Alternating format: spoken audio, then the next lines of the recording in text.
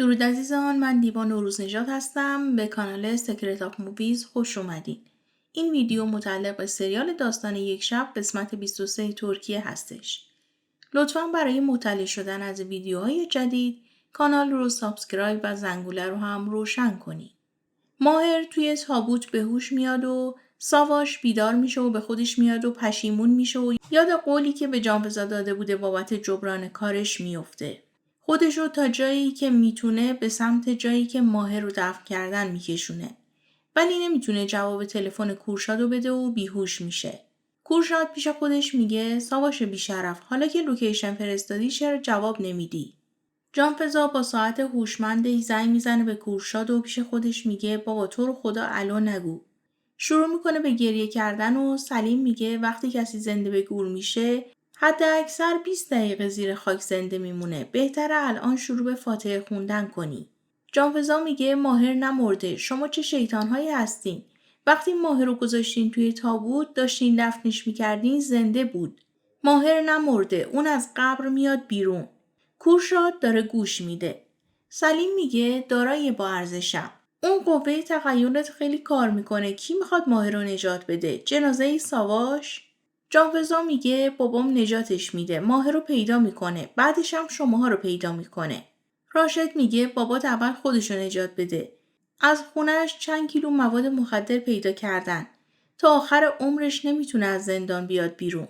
کورشاد متوجه میشه که چه بلایی سر ماهر اومده. به سمت لوکیشنی که ساواش براش فرستاده بوده میره. ماهر زنده است و سعی میکنه که از تابوت بیاد بیرون. سلیم میپرسه از مرز رد بشیم مشکلی پیش نمیاد؟ راشد میگه همه چی رو هماهنگ کردم. کورشاد میرسه به لوکیشن و میبینه ساواش مرده. متوجه قبر ماهر میشه و شروع میکنه به کندن قبر و ماهر رو میاره بیرون.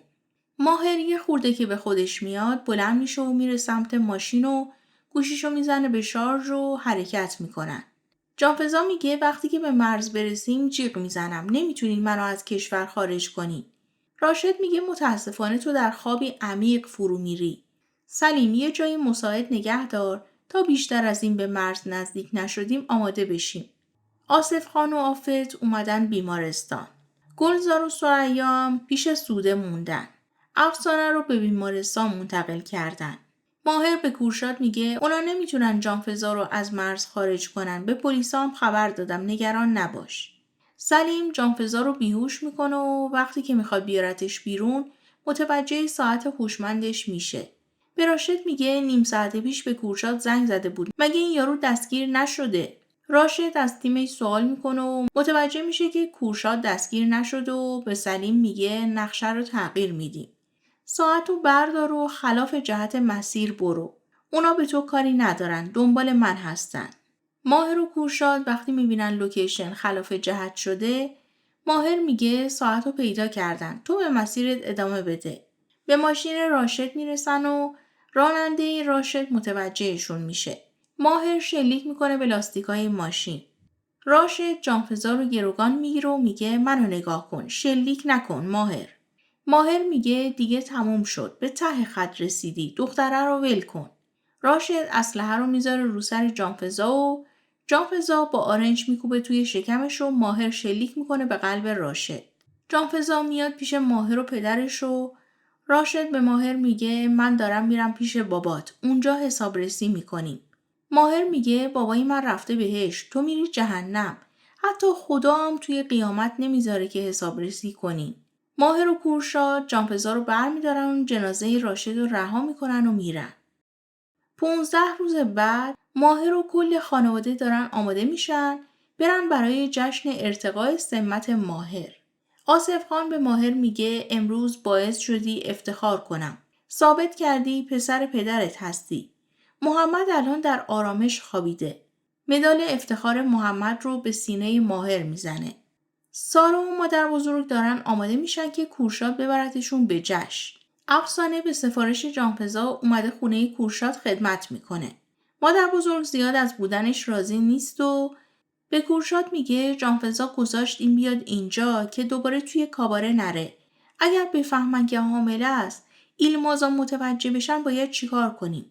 کورشاد میگه مادر جان دختر حامله است، بذار بمونه، یه لقمه نون میخوره. حالا ایلمازا هم که صف نکشیدن در خونمون. تو مراسم اهدای سمت مدیر حسن شروع میکنه به سخنرانی کردن و ماهر رو به جایگاه فرا میخونه. همون موقع اینجی و بواش دست و دست هم میان توی مراسم. ماهر میاد به جایگاه و رتبهش که شده کمیسر ارشد رو بهش اهدا میکنن و لوح تقدیر و مدرک ترفیع. کورشاد از لای در داره نگاه میکنه که نگهبان بهش میگه برین داخل، میخوام در رو ببندم. کورشاد میاد توی صندلی آخر میشینه و اینجی متوجهش میشه. ماهر شروع میکنه به سخنرانی کردن و از پدرش یاد میکنه. ثریا روح شوهرش رو میبینه که میاد کنارش میشینه و دستش رو میگیره. مراسم رسمی تموم میشه و همه خانواده میان کنار ماهر. سلیم اومده بالا سر قبر راشد و بهش میگه چرا این همه سال ازم مخفی کردی؟ اگر به هم میگفتی شاید منم آدم نرمالی میشدم.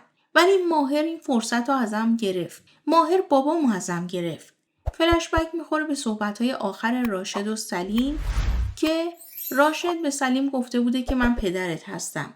سلیم میگه چرا رهام کردی؟ وقتی بابایی مثل تو داشتم چرا من دست اون بیشرف رها کردی؟ چرا اجازه دادی قاتل بشم؟ راشد میگه چون که من اون موقع نمیدونستم. روزی که بابات رو کشتی مامانت اومد دم خونمون رو گریه کرد. سلیم میگه چرا پشتم وای نستادی؟ چرا ازم حمایت نکردی؟ راشد میگه من همیشه پشتت بودم، همیشه کنارت بودم. فکر میکنی علیرغم تمام دیوونه بازیات چطوری این همه وقت زنده موندی؟ کی اون ماجرا رو لاپوشونی کرد؟ کارهای خطرناک کردی، اشتباه کردی، همیشه من پیشت بودم و تو رو از لبه پرتگاه نجات دادم. سلیم سر قبر پدرش قول میده که کاری کنه که کورشاد و ماهر تو آتیش جون بدن. همه خانواده ایلماز تک به تک دارن با ماهر عکس میگیرن. کورشاد میاد دنبال مادرش که آفت متوجهش میشه و میگه با پررویی تمام اومده اینجا بدون که خجالت بکشه. تبریکم میگه برای چی اومدی؟ جانفزا میگه بابا شما برین. ثریا اعصابش به هم میریزه و آفت ادامه میده که اگر فکر کردی به خاطر اینکه به ماهر کمک کردی تو رو میبخشیم اشتباه کردی. تو تا قیامت تو عذاب جهنم خواهی بود. کورشاد میگه من اومدم دنبال مادرم. ماهر میخواد مادر بزرگش رو آروم کنه که اینجی میگه این تازه داخلم اومده بود داشت مراسم رو تماشا میکرد. بواچ میگه تو چرا دخالت میکنی؟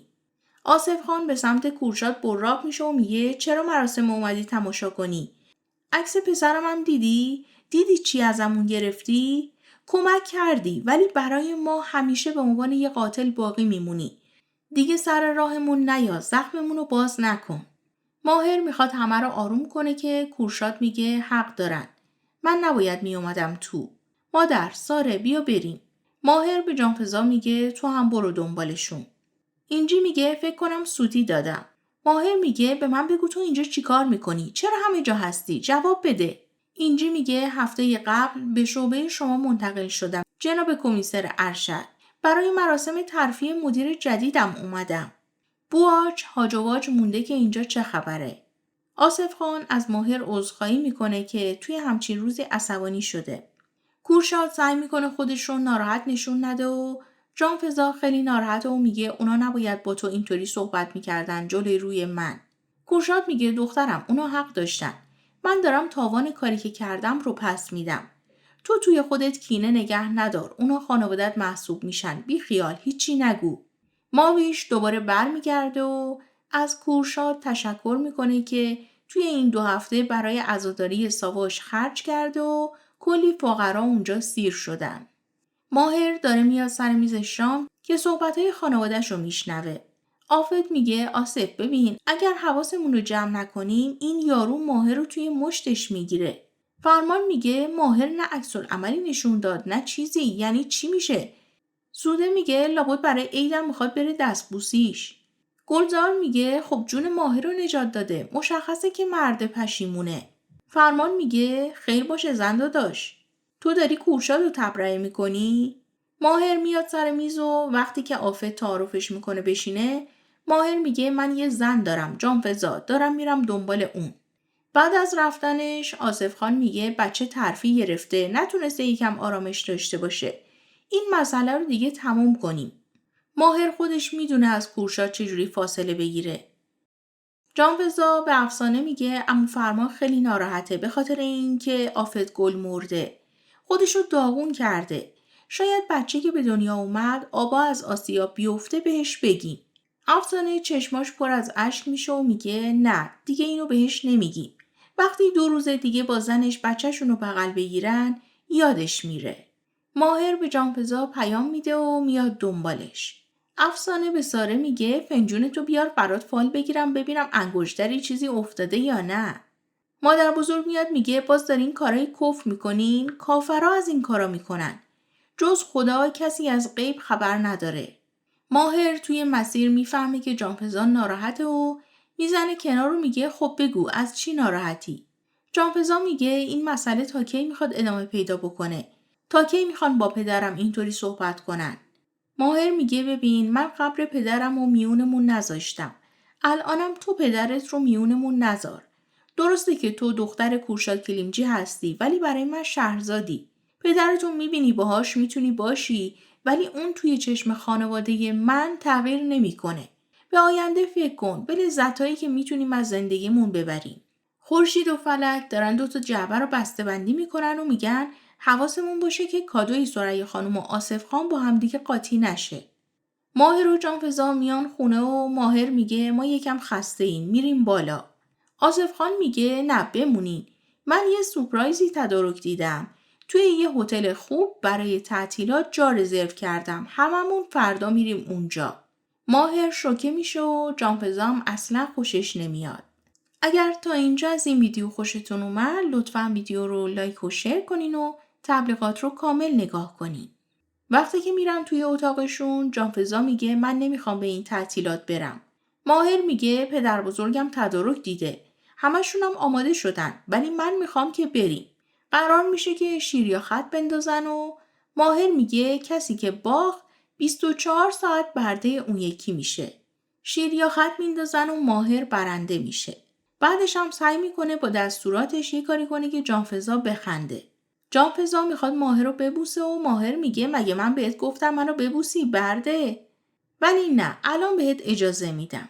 کورشاد خیلی ناراحته و مثل بچگیاش سرشو گذاشته روی پای مادرش و مادر بزرگم داره نوازشش میکنه و بهش امیدواری میده.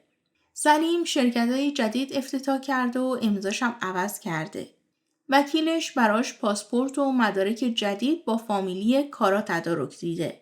از وکیلش تشکر میکنه و اسلحه میکشه به سمتش و میگه اگه دیگه نباشی هم میشه.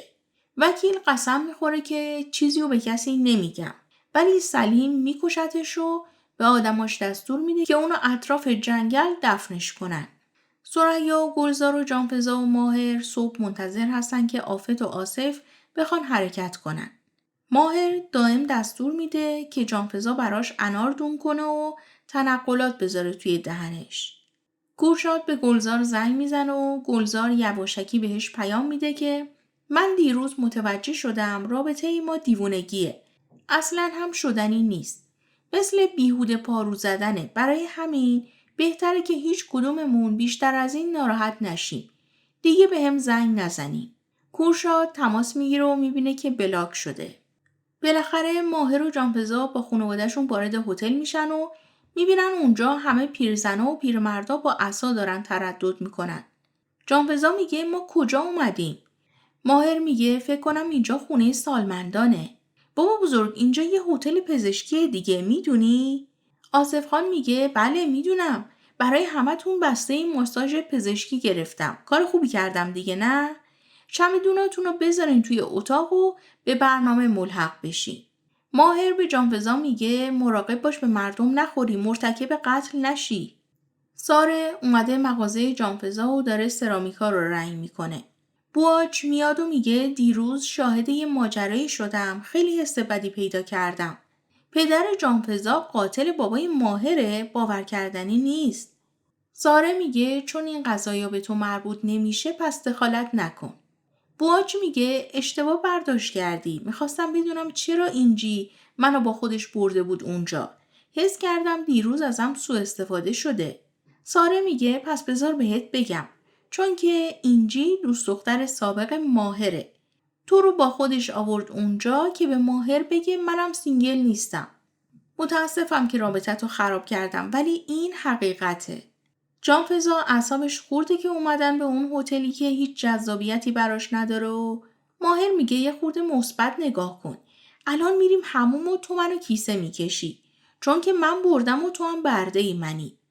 اصلا یه جایی رو پیدا میکنیم و دوتایی میریم خلوت میکنیم.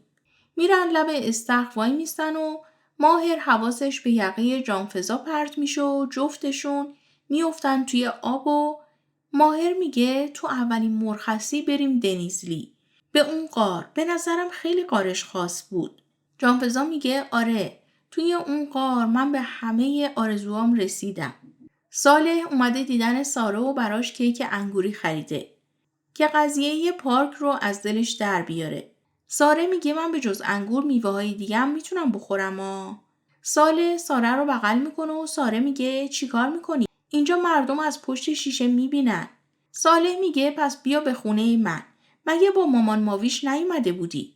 میریم یه غذای چیزی میخوریم. یه سورپرایزم برات دارم. سوده و فرمان و گلزار و آفت هم رفتن استخر رو. آفت به گلزار میگه فکر کنم فرمان دیگه یادش رفته اون دختره رو. فرمان شروع میکنه به آواز غمگین خوندن و یادش میاد که توی بیمارستان رفته بوده دیدن افسانه و اونجا افسانه بهش میگه من دارم میرم و آفت گل مرده. سوده میخواد با استخربادیش به سمت فرمان بره که میفته توی آب و فرمان میره نجاتش میده. کورشاد میاد جلوی اتاق گلزار رو بهش میگه منو بلاک کردی ولی من اومدم اینجا ببینمت. اگر میخوای الان از جلوی این در برم یکم جلوتر از این هتل یه رستورانیه. تا نیم ساعت دیگه اونجا باش. افسانه نشسته داره یوگا کار میکنه و مادر بزرگ که اصلا ازش خوشش نمیاد بهش میگه به جای این کارا برو نماز بخون. افسانه با ادبیات کوچه بازاری صحبت میکنه و مادر بزرگ میگه مگه پدر مادرت به تو ادب یاد ندادن؟ چقدر بیادبی؟ افسانه میگه نه یاد ندادن. وقتی که بابات مادرتو میکشه و میفته زندان اون یکی هم میره قبرستون بهت چیزی نمیتونن یاد بدن. منم از 13 سالگی رفتم کاباره. جانفضا زنگ میزنه به مادر بزرگش و از پریشونی اعصابش رو اینکه همش باید با خانواده شوهرش این ور و اون پر بره و اونا تحت کنترلش میگیرن صحبت میکنه. ماهر در دستشویی رو باز میکنه ولی نمیاد بیرون. وای میسته به گوش دادن. مادر بزرگ سعی میکنه جانفضا رو آروم کنه. بعد از اینکه تلفنش تموم میشه ماهر میاد بیرون و میگه این چیه اینجا گذاشتی؟ جانفضا میگه کادوی مامان ثریاست. گفت که تو جهیزیه هر دختر جوونی باید همچین چیزی باشه. کادو رو باز میکنن و میبینن یه ساعت جیبیه. ماهر میگه فکر کنم باز مامانم قاطی کرده. باید ببرمش تراپی. جانفضا میگه گمونم. امروز هم با هم رفتیم ماساژ. همینطور داشت پشت سر زنه حرف میزد. فکر کرد که زنه خارجیه نمیفهمه. آخرش فهمیدیم که زنه ترکه. آفت و آصف نشستن توی لابی و منتظرن که همه بیان و برن رستوران. سوده میاد و میگه گلزار حالش خوب نبود. خواست استراحت کنه. گلزار به کورشاد میگه نه این شدنی نیست. کورشاد به خدا قسم جنگ میشه. کورشاد میگه من فقط صدای قلبم رو میشنوم. اونم اسم تو رو میگه. گلزار با هم ازدواج کن. انگشتر رو دست گلزار میکنه و میگه این دستت باشه که عادت کنی. یه دفعه گلزار آصف خانو میبینه و هر دو میرن زیر میز. مادر بزرگ و ماویش دارن با هم صحبت میکنن که سلیم با یه دسته گل میاد و شروع میکنه به شعر خوندن. میگه فرار کردم اومدم خونه عموم. گل خریدم برای مادر بزرگ خوشگلم. مامان بزرگم خیلی زجر کشید. خوبی کاش بدی درو کرد. چطوره برای تو نوشتم مامان بزرگ؟ عذرا خانم میگه تو اینجا چی کار میکنی؟ سلیم میگه اگر بدونی چه خبرای بمبی برات دارم. مادر بزرگ میگه به شنیدن حرف شیطان احتیاج ندارم. سلیم میگه من اگر جات بودم نمیگفتم شیطان. به هر حال ناتنیم که باشه 90 هستم. بیا برات گل خریدم. ساره و ساله غذاشونو خوردن و ساله میگه الان وقت سورپرایزه. ساره پیش خودش میگه ناخونم خیلی داغونه. اگه بخواد بهم حلقه بده میرقصم. صالح مدارک پرورشگاه ساره رو میاره و بهش میگه تو یه برادرم داشتی. بعدن آوردن دنیزلی. برادرت توی آیدین مونده و اونجا به فرزندی گرفتنش. اون مدارک رو هم درخواست کردم. به زودی میاد. ساره خیلی احساساتی میشه و صالح رو بغل میکنه. کورشاد و گلزار همچنان زیر میز هستن و خانواده ایلماز دارن شام میخورن. جانفزا به ماهر میگه خونمون رو جدا کنیم. ماهر میگه الان وقت صحبت نیست، بعدن حرف میزنیم. سلیم میاد میشینه کنار مادر بزرگ و میگه یه حرفایی میخوام بزنم، قول بده که ناراحت نشی. به تو خیانت شده. مادر بزرگ میگه چه خیانتی؟ کی بهم خیانت کرده؟ سلیم میگه شوهرت.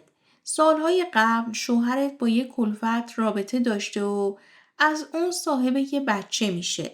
به خاطر اینکه زن بیچاره به کسی چیزی نگه زبونش رو بریدن. اون بچه بابای منه. مادر بزرگ یادش میاد و میگه بیار باباته؟ سلیم میگه منم تازه فهمیدم.